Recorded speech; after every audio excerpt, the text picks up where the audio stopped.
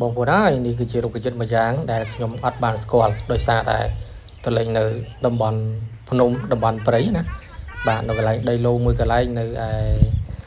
ជើងភ្នំគិរីរម្យបងប្អូនក្នុងខេត្តកំពង់ស្ពឺដើរនៅក្នុងដីឡូហ្នឹងហើយនៅសងខាងផ្លូវលំនៅក្នុងដីឡូហ្នឹងក៏ឃើញប្រទេសនៅរុក្ខជាតិមួយយ៉ាងដូចដែលបងប្អូនបានឃើញនៅពេលនេះបាទគេថាវាមានផ្កាពណ៌លឿងហើយដើមវារៀងខ្ពស់ដែរប៉ុន្តែគាត់ថាដើមវានឹងល្អិតបាទហ្នឹងហើយបងប្អូនក៏ឃើញដូចល្អមួយយ៉ាងដែរតាបាទថតឲ្យបងប្អូនបានទស្សនាជាការកំសាន្តដែរហើយមួយទៀតបើសិនជាបងប្អូនយើងណាតែគាត់បានទស្សនាវីដេអូនេះហើយបានស្គាល់ផ្កានេះហើយជួយខមមិនប្រាប់ផងដើម្បីឲ្យខ្ញុំបានស្គាល់ដែរក៏ដូចជាបងប្អូនដទៃទៀតគាត់បានស្គាល់ដែរអញ្ចឹងណាហ្នឹងហើយរុក្ខជាតិមួយនេះដូចតែបងប្អូនបានឃើញគឺវាល្អប្លែកដែរគឺដើមទូចតែម្ដងណាបាទតែយ៉ាងខ្ពស់ពី3ម៉ែត្រដែរបងប្អូនហ្នឹងហើយស្លឹកវាយ៉ាងល្អិតបាទទូចអញ្ចឹងណាបាទមើលពីចង្អាយទៅ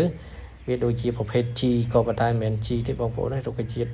ព្រៃតែមិនដឹងឈ្មោះអីអញ្ចឹងណាតែបើផ្កាវិញវាមានតែ4ស្រទាប់ឯងបងប្អូនបាន4ស្រទាប់ឯណាហើយពណ៌លឿងហើយវាតាក់ទាញដែរអញ្ចឹងណាហើយស្រស់ស្អាតបើថាជាផ្កាព្រៃអត់មានការថែទាំហើយមើលទៅវាតាក់ទាញទាំងមនុស្សលោកយើងតាក់ទាញទាំងសត្វអិតហើយនេះឃើញប្រគួយដែរវាកំពុងតែនៅចង្ងំនៅកពតព្រៃហ្នឹងបងប្អូនហើយផ្កានេះវាអត់វាដូចជាផ្លែសដែកដែរបងប្អូនវាជាអាចគេហៅថាសដែកព្រៃឬក៏សដែកអីមិនដឹងណាខ្ញុំចេះតែស្មានមិនស្គាល់ដែរបងប្អូនហ្នឹងហើយសូម្បីតែសម្បោចខ្មៅហ្នឹងក៏វាមកចោមរោមនៅផ្កាទាំងនេះដែរបងប្អូនប្រហែលជា